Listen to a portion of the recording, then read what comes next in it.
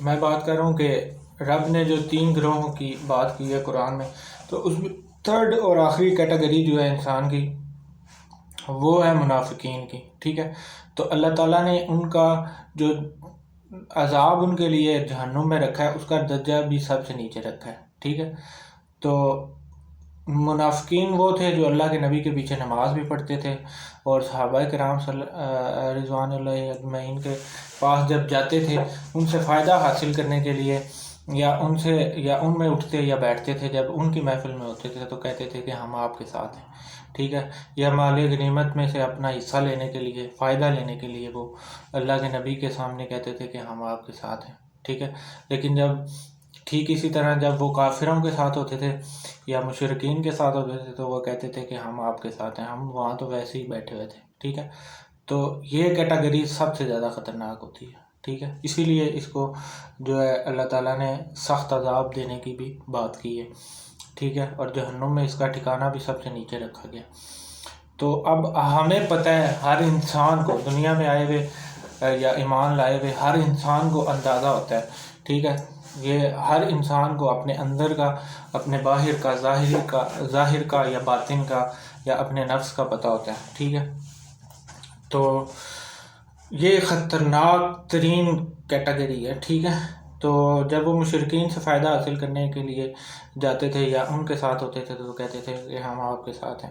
اب ہمارا فیصلہ بھی جو ہے ہمیں ان 3 گروہوں میں سے ایک میں سے کیا جائے گا. ٹھیک ہے، تو ہر انسان جانتا ہے خود کو، اپنے اعمال کو، اپنی نمازوں کو، اپنے ذکر کو. اس کی نیت لوگوں کو دکھانے کے لیے یا اپنے رشتہ داروں کو دکھانے کے لیے یا رب کو یا اللہ کے نبی کو حاصل کرنے یا ان کو راضی کرنے کے لیے. ٹھیک ہے، اس راضی کرنے کے لیے جو ہے وہ نماز پڑھتے ہیں ہم، یا اپنا ذکر کرتے ہیں اللہ کا. ٹھیک ہے، تو یہ ہر انسان جانتا ہے کہ اس کی نیت کیا ہوتی ہے. ٹھیک ہے، صرف ایک نصیحت جو ہے وہ میں آپ سے گزارش کرتا ہوں، عرض کرتا ہوں، ریکویسٹ کرتا ہوں کہ آپ اگر پلے باندھ لیں، اسے سمجھ لیں اور ٹھیک زندگیوں میں اپنی شامل کر لیں تو انشاءاللہ رب رحم فرمائے گا. تو بات یہ ہے،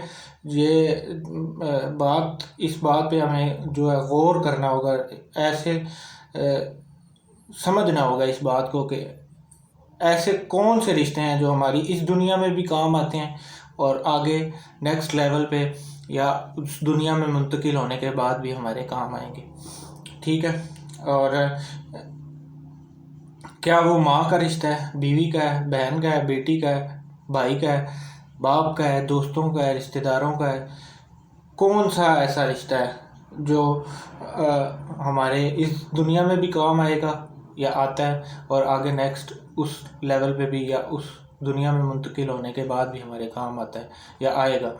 ٹھیک ہے، تو ان میں سے ہمیں چننا ہوگا.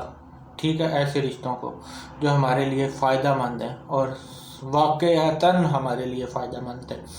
ٹھیک ہے، صرف اس دنیا کے دکھاوے کے لیے فائدہ نہیں، جو اصل زندگی ہے، جو اس کے بعد کی زندگی ہے، اس میں بھی ہمارے لیے فائدہ اور ہمارے لیے عافیت کا سبب بنیں گے. وہ رشتے کون سے ہیں؟ اگر جن کا نام میں نے لیا ہے، ماں باپ، بہن بھائی، چاچو، ماموں، خالو، دادا، دادی، جو بھی جتنے بھی دنیا کے رشتے ہیں، سب سے عظیم جو دنیا میں، اس دنیا میں اللہ نے رشتہ رکھا وہ ماں کا رکھا ہے. ٹھیک ہے، دیکھیں ایک ماں کا رشتہ بھی اللہ تعالیٰ نے آپ کا اس دنیا تک رکھا ہے، محدود ہے. ٹھیک ہے، تو وہ بھی آپ جب قبر میں جاتے ہیں تو وہ ختم ہو جاتا ہے. ٹھیک ہے، ماں ہمارے ساتھ قبر میں نہیں جائے گی، یا ہمارے سوالوں کا یا ہمارے اعمالوں کا جواب نہیں دے گی. ٹھیک ہے، ہمیں خود ہی دینا پڑے گا. تو وہاں پہ کون سا رشتہ کام آئے گا ہمارے؟ اگر ان میں سے کوئی بھی نہیں ہے تو اس بات کو یا ان رشتوں کو ہمیں اہمیت بھی اتنی ہی دینی ہے. ٹھیک ہے، میں ان رشتوں کا تقدس پامال کرنے کو آپ کو نہیں کہہ رہا یا ان رشتوں کی توہین کرنے کو نہیں کہہ رہا. ان کے ساتھ احترام اور اسی طرح پیش آنا ہے جیسے اللہ کے نبی اور اللہ نے حکم دیا ہے. ٹھیک ہے، لیکن ان کو اہمیت اتنی ہی دینی ہے. ٹھیک ہے، تو جب ٹکراؤ یا آپ کو کوئی رشتہ ایسا سمجھیں، محسوس کریں کہ آپ کو اللہ اور اللہ کے نبی کی یاد سے دور کرتا ہے یا ان سے تعلق جوڑنے میں آڑے آ رہا ہے، تو پھر آپ کو تھوڑا سا کنارہ کرنا پڑے گا. ٹھیک ہے، وہ آپ اپنی زندگی کو سمجھتے ہوئے یا اپنی زندگی کو جانتے ہوئے جو موجودہ حالات میں گزار رہتے ہیں آپ اس کے تحت یا اس کے مطابق فیصلہ کر سکتے ہیں ان کے لیے ان سے آپ کو کتنا عرصہ دور رہنا ہے، ٹھیک ہے، یا کیسے دور کرنا ہے، ٹھیک ہے۔ تو ان کا تقدس پامال کرنے کی میں بالکل بھی آپ سے بات نہیں کر رہا یا توہین کرنے کی بات نہیں کر رہا، صرف میں ان رشتوں کی بات اس لیے کر رہا ہوں کہ آپ کو اندازہ ہو جائے یا اہمیت کا پتہ چل جائے، ٹھیک ہے۔ تو وہ رشتے جو اصل میں ہمارے کام آنے ہیں وہ اللہ اور اللہ کے نبی صلی اللہ علیہ وسلم کا جو رشتہ ہے، ان دو عظیم ترین رشتے جو ہیں ہمیشہ قائم رہنے والے ہیں، ٹھیک ہے۔ اور یہی وہ رشتے ہیں جو ازل سے قائم بھی ہے، رب کا انسان کے ساتھ جو رشتہ ہے وہ ازل سے قائم ہے، ٹھیک ہے۔ اور محمد صلی اللہ علیہ وسلم کا امتی سے جو رشتہ ہے یہ بھی قائم ہے بھی اور رہے گا تا قیامت، ٹھیک ہے، اور اس سے بھی آگے تک کی زندگی میں بھی انشاءاللہ قائم رہے گا، ٹھیک ہے۔ تو اللہ ہم سب کو جو ہے اپنا قرب اور محمد صلی اللہ علیہ وسلم سے عشق اور عہد وفا کرنے کی توفیق دے، اور ہمارا خاتمہ جو ہے وہ اللہ تعالی ہمیشہ جو وہ ہے ایمان پہ کرے، ٹھیک ہے۔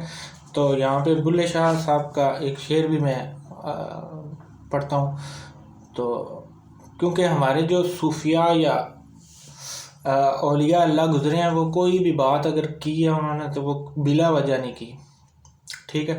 انہوں نے بڑے بڑے مشاہدے کیے، ٹھیک ہے، اور بڑی بڑی آبزرویشنز کی، ذکر کیا رب کا، اور اللہ کے قریب ہوئے، اللہ کا قرب حاصل کیا، اللہ کے نبی کی محبت حاصل کی، تب وہ بات کرتے تھے۔ تو پھر رب بھی آپ کو ایک حدیث کا مفہوم بھی ہے، وہ میں آپ کو بعد میں کبھی سنا دوں گا، آپ نے سنی بھی ہوگی کہ میں رب جو ہوں، جب وہ میرے ذکر سے میرے اتنا قریب ہو جاتا ہے بندہ مومن جب، تو پھر میں اس کا کان بھی بن جاتا ہوں جس سے وہ سنتا ہے، جس سے وہ میں اس کا ہاتھ بھی بن جاتا ہوں جس سے وہ کام کرتا ہے، ٹھیک ہے۔ تو پھر ان کا بولنا بھی ویسا ہی ہوتا ہے، ٹھیک ہے۔ تو آواز بھی ان کی سماعت بھی وہی بول رہے ہوتے ہیں جو اللہ اور اللہ کے نبی کا حکم ہے، ٹھیک ہے۔ تو یہاں پہ ایک بات ہے کہ میاں محمد بخش صاحب نے کہا کہ گل وچ پھا غماں دا تے گھت کے ذکروں کھچ مدانی، ٹھیک ہے، ہمت نال محمد بخشا آیا مکھن جانی، ٹھیک ہے۔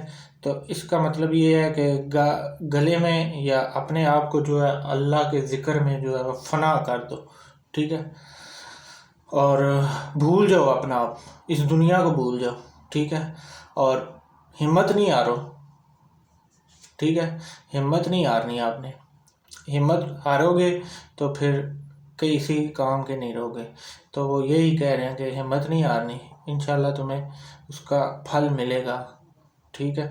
تو اللہ تعالیٰ ہم سب کا خاتمہ جو ہے وہ ایمان پہ کرے، اللہ تعالیٰ اس امت اور قوم پہ اور اس ملک پاکستان پہ اپنا خاص کرم اور رحم کرے۔ السلام علیکم۔